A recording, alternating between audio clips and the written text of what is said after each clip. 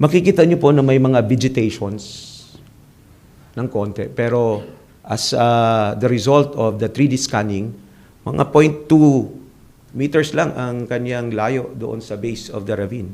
So talagang hindi siya tumalon or talagang nagpadaus-dus lang talaga siya. At it reflects with the abrasions na nakita sa kamay at saka sa likod. Na may sinabitan pa siya ng konti bago siya tuloy-tuloy na nahulog doon sa ravine. Kung titingnan niyo po, ito po ay napakalaking bato po nito. It's around from the base of the ravine, it's around 3 meters dito, 1 meter doon. So kung itinulak, sasampa talaga siya dyan.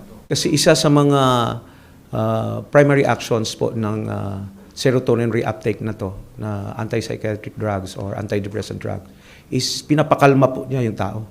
So parang mas madaling magkaroon ng decision making. Usually nagkakaroon nga ito sila ng suicidal behavior. No? That's why isa ito sa mga tinitingnan, minomonitor ng ating mga doktor na may S2. That's why it is a regulated drug.